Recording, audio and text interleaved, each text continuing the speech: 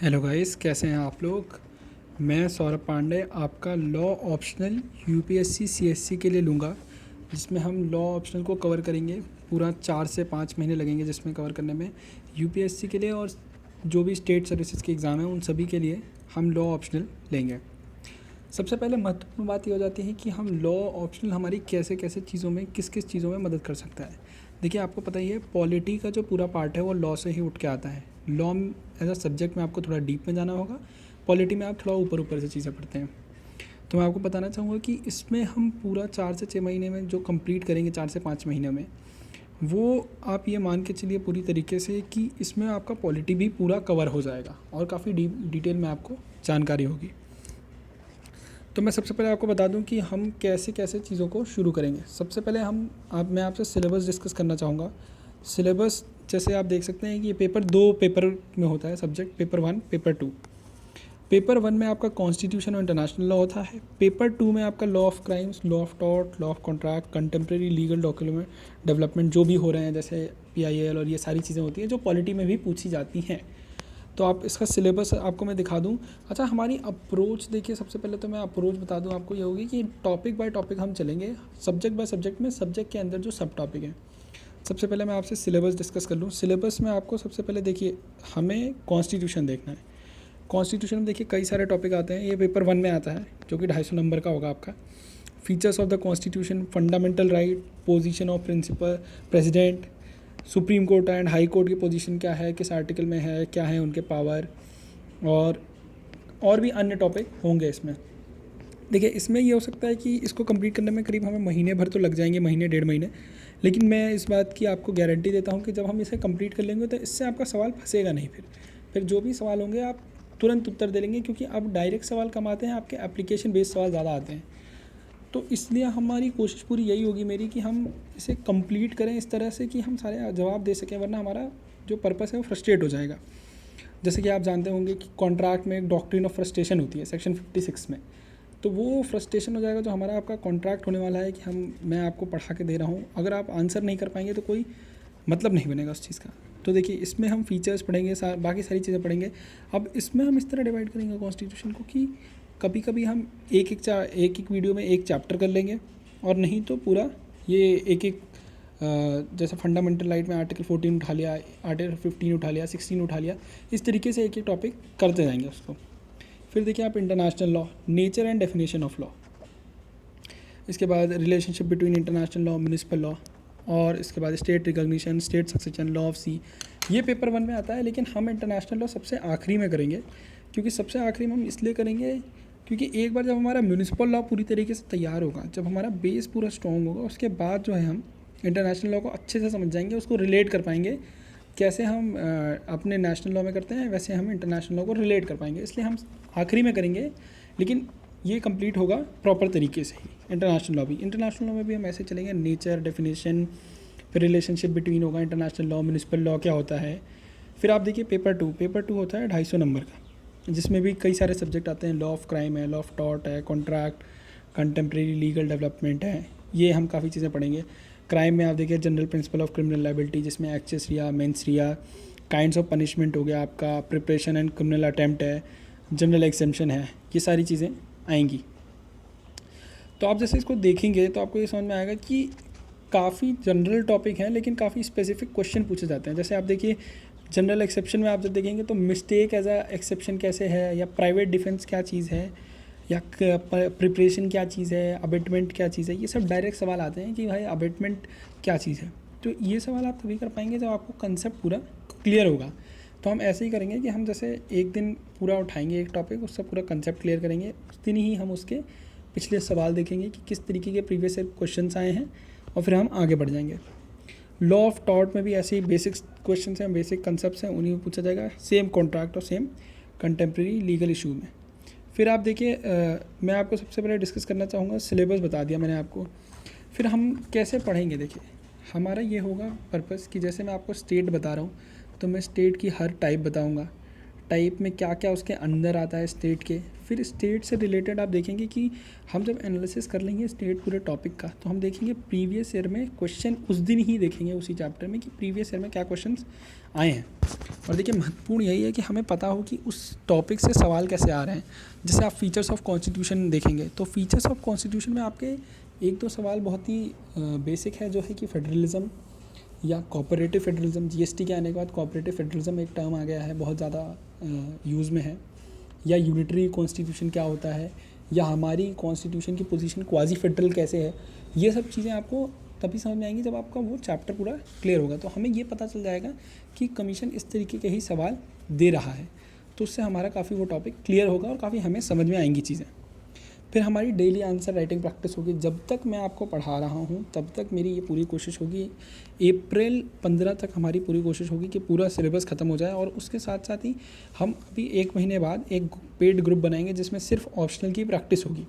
तो जिसमें भी जितने भी लोग जुड़ना चाहते हैं उसमें जुड़ें। उसमें हम डेली सवाल करेंगे, उसके हम डेली डिस्कशन करेंगे और वो आगे हम बढ़ाएंगे। तो इससे हमारा लॉ का सब्जेक्ट अभी से, क्योंकि देखिए प्री के साथ साथ हमारी मेंस की भी तैयारी सही रहे, ये बहुत ज़्यादा ज़रूरी है। तो इसलिए ये हमें ज़रूरत है अभी कि हम आंसर राइटिंग भी करते रहें। तो मेरी कोशिश ये होगी कि मैं हर दिन के चैप्टर ख़त्म होने के बाद मैं आपको 2 से 3 सवाल दूंगा प्रीवियस ईयर क्वेश्चन के। उसमें मैं खुद भी ऐड करूंगा अपने सवाल और उसको आपको सॉल्व करके अगले दिन देना होगा। और हम इसमें 1-2 चैप्टर ऐसे भी रखेंगे कि जैसे कौन कौन से इंपॉर्टेंट केसेस हुए पिछले 1 साल में, या जजमेंट कौन कौन से आ रहे हैं, जो जजमेंट आए जिन्होंने कॉन्स्टिट्यूशन का पूरा रुख बदल दिया, ये सारी चीज़ें हम इसमें देखेंगे। फिर मैं आपको खुद के नोट्स प्रोवाइड करूँगा, जो नोट्स मेरे खुद के बनाए होंगे। और हर चीज़ में इंटरनेशनल लॉ में ज़्यादातर मेरे जो नोट्स होंगे वो मैं आपको खुद ही प्रोवाइड करूँगा, क्योंकि देखिए इंटरनेशनल लॉ में मैं आपको वो एक बता पाना बहुत मुश्किल होगा और उसमें कई जगह से कई टॉपिक आते हैं। और इंटरनेशनल लॉ भी अब डायनामिक हो रहा है। जैसे आप साउथ चाइना सी में देखेंगे तो आप देखेंगे कि इस साल का भी आप सवाल सारे देखेंगे तो सारे लेटेस्ट सवाल आ रहे हैं, जैसे ICJ से रिलेटेड, या ये सारे सवाल जो हैं वो आपको अगर एक बुक से पढ़ाना थोड़ा मुश्किल हो जाएगा, या एक बुक से मैं आपको बता तो दूंगा एक बुक, तो मैं आपको नोट्स प्रोवाइड करूँगा। पेड ग्रुप में है, उसमें तो नोट्स दिए ही जाएंगे। यहाँ वीडियो तो फ्री होगा ही, वीडियो के साथ साथ मैं नोट्स भी लिंक आपको दे दिया करूँगा। और पेड ग्रुप वालों को तो मैं ज़रूर, मतलब वो तो वहाँ पे प्रोवाइड कर दिया जाएगा, और यहाँ पे जो वीडियो वालों को उनको वीडियो से समझा दिया जाएगा। फिर हमारी अप्रोच मैंने आपको बता दी कि पहले हम पेपर 1 में कॉन्स्टिट्यूशन का पूरा पार्ट ख़त्म करेंगे, उसके बाद हम शुरू कर देंगे दूसरे पेपर 2 का। फिर हम पेपर 2 पूरा ख़त्म करेंगे। पेपर 2 हमारा पूरा ख़त्म हो जाएगा तो तब तक हमारी काफ़ी प्रैक्टिस भी हो चुकी होगी और काफ़ी हमने ख़त्म कर लिया होगा। उसके बाद हम इंटरनेशनल लॉ शुरू करेंगे। अब मैं आपको बुक बता दूं कौन कौन सी आपको बुक पढ़नी है। देखिए आपको पहली ये बुक पढ़नी है कॉन्स्टिट्यूशन के लिए। आप MP जैन ले सकते हैं, JN पांडे ले सकते हैं, या VN शुक्ला, तीनों में से कोई एक बुक ले सकते हैं। तीनों लेना कोई ज़रूरी नहीं है, 2 लेना भी ज़रूरत नहीं है, एक बुक काफ़ी होगी। पर्पज़ ये होगा कि हम रिवीजन करें, ज़्यादा से ज़्यादा एक ही बुक से पढ़ें और एक ही बुक से ज़्यादा पढ़ें। वरना हम 3 बुक से पढ़ने से हमारा पर्पज़ नहीं सॉल्व होगा हमें, क्योंकि एक चीज़ सटीक लिखनी है। इसलिए वही इंटरनेशनल लॉ कपूर मैंने आपको बता दिया है और मैं नोट्स अपने खुद के दूंगा, तो इसलिए आपको इंटरनेशनल लॉ भी ज़्यादा परेशान होने की ज़रूरत नहीं है। लॉ ऑफ क्राइम में आप KD कौर और रतनलाल धीरजलाल ले सकते हैं। वो भी आपका यही है कि आप दोनों में से कोई एक बुक ले सकते हैं। मैं KD कौर प्रेफर करूँगा, क्योंकि KD कौर में कंसाइज वे में चीज़ें कंसेप्चुअल दी रही हैं जो आपको आसान होगा। और वही बात है कि आपको जितना ज़्यादा रिवीजन आप करेंगे उतना ज़्यादा आपको फ़ायदा होगा। कॉन्ट्रैक्ट और टॉर्ट की RK बांगिया आपके लिए बहुत ही महत्वपूर्ण होगी और बहुत ही आपको कंसाइज वे में चीज़ें समझा रखी हैं उसमें। तो मैं आपको अब सबसे पहले कॉन्स्टिट्यूशन का बता दूं। देखिए कॉन्स्टिट्यूशन आज 13 नवंबर है। हम कल से अगर शुरू करते हैं, आज ये मेरा पहला वीडियो है, अब अगर कल से शुरू करेंगे तो मेरी पूरी कोशिश होगी कि हम 30 दिसंबर तक पूरा कॉन्स्टिट्यूशन ख़त्म कर लें, कम से कम 50 सवालों के साथ। कम से कम मेरी कोशिश यही होगी कि हम अगले 1.5 महीने में पूरा कॉन्स्टिट्यूशन 50 सवालों के साथ ख़त्म कर लें, जो कि हमारा फिर उसके बाद हमें सिर्फ रिवीजन करना होगा। हालांकि मैं सवाल उसके बाद भी देता रहूँगा, पर उसके बाद कॉन्स्टिट्यूशन स्पेसिफिक सवाल नहीं दूंगा। फिर देखिए 1 जनवरी से हम टॉट पढ़ेंगे। 1 जनवरी से 15 जनवरी तक 15 दिन में हम टॉट पूरा ख़त्म करने की कोशिश करेंगे, टॉपिक बाय टॉपिक। हर दिन एक टॉपिक लूँगा, तब भी 15 टॉपिक हैं उसमें जो कंप्लीट करने हैं हमें, और कुछ बड़े भी हैं कुछ छोटे भी हैं, लेकिन वो हैं काफ़ी। उसमें हम केस लॉज वगैरह भी डिस्कस करेंगे।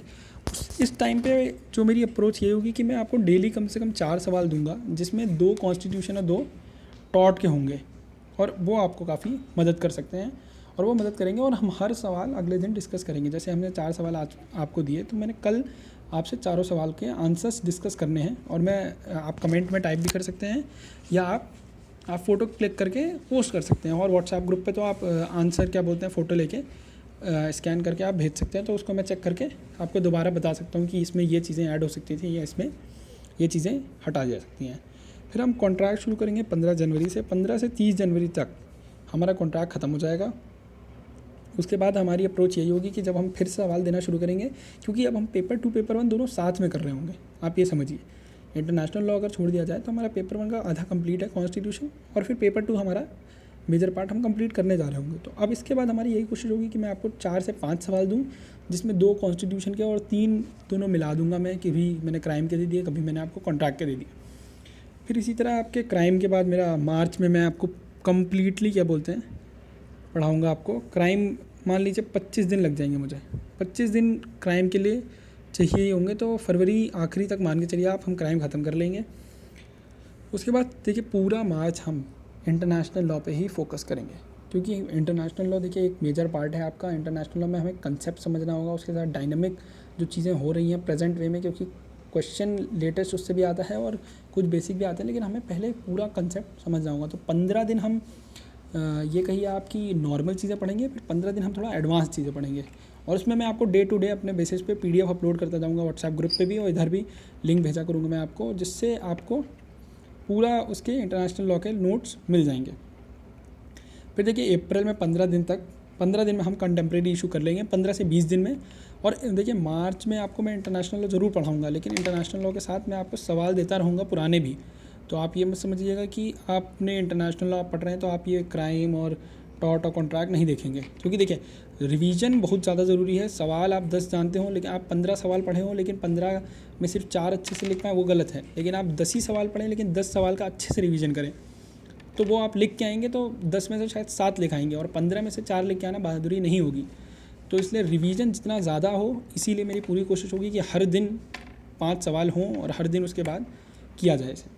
देखिए अप्रैल 15 तक मेरी पूरी कोशिश होगी सिलेबस पूरा ख़त्म हो जाए, और व्हाट्सएप ग्रुप हमारा बन चुका होगा, 1 महीने बाद ही बन जाएगा जो कि अभी, तो उसमें हम डे टू डे डिस्कस करेंगे लॉ ऑप्शन। और 15 अप्रैल के बाद वीडियोस तो आपको फ्री रहेंगी, व्हाट्सएप ग्रुप पे ऐड करने के लिए आपको पेड है वो, और वीडियोस आपको मिलती रहेंगी। लेकिन आपको मैं यही सजेस्ट करूँगा कि उसके बाद क्वेश्चन मैं डेली अपलोड करूँगा, तब मैं 5 से ये सवाल 5 से 8 कर दूँगा, ज़्यादा से ज़्यादा 5 कर दूँगा, और मैं पॉलिटी पूरा कंप्लीट करूँगा आपका ये लॉ, और उसके बाद MCQ पार्ट भी मैं शुरू करूँगा।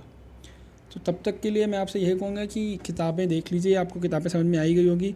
अब मैं आपको क्वेश्चन दिखा देता हूँ, क्वेश्चन कैसे कैसे आ रहे हैं जो कि आपको करने चाहिए। देखिए प्रीवियस ईयर क्वेश्चन में आप Indian constitution is essentially federal in character though it tends to be unitary at times.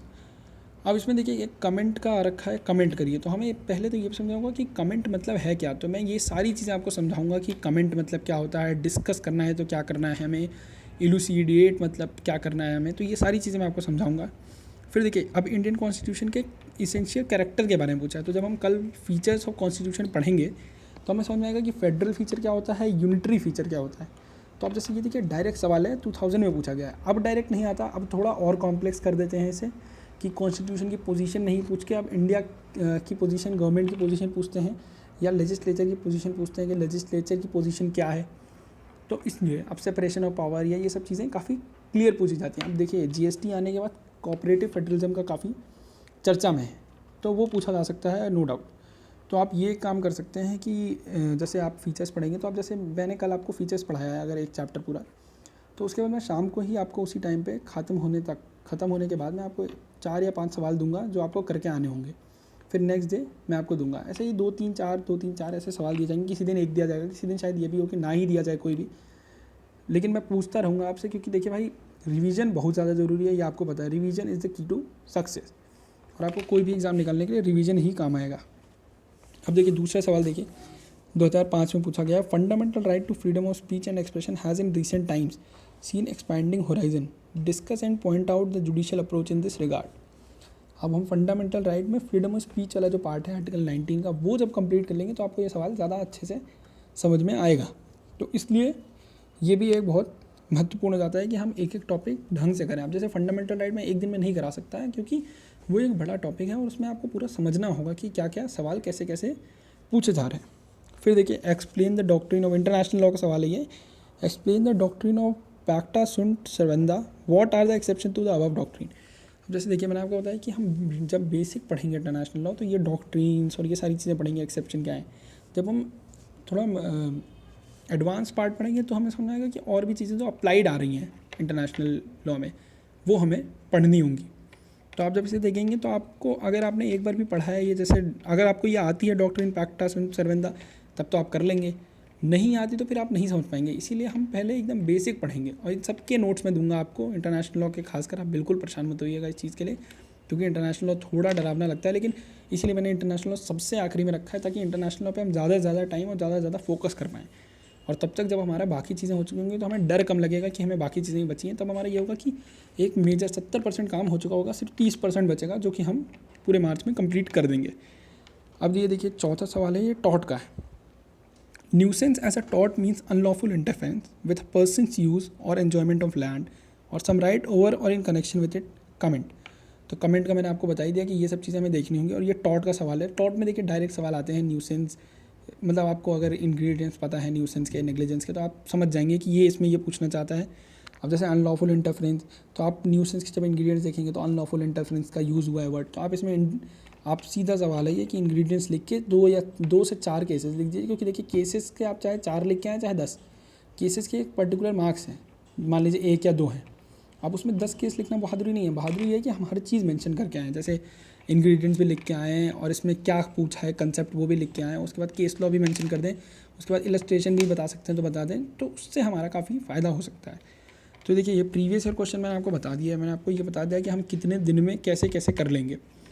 और फिर हम कल से शुरू करते हैं पूरा अपना ये सिलेबस, पूरा ये हम लॉ ऑप्शनल में आपकी लूँगा। मैं सौरभ पांडे हूँ और आशा करते हैं आप सभी को ये पसंद आए तो सब्सक्राइब, लाइक सब करें, शेयर करें इसको ज़्यादा से ज़्यादा लोगों के साथ, क्योंकि ज़्यादा से ज़्यादा लोग जुड़ेंगे हमारे साथ तो ज़्यादा दिमाग होगा और दिमाग से डिस्कशन ज़्यादा होगा, तो उससे हमारा ही फ़ायदा है। इसलिए मैं आपसे रिक्वेस्ट करूँगा कि ये ज़्यादा से ज़्यादा लाइक और शेयर करें और कमेंट करें जो भी आपकी समस्याएँ हों। Thank you.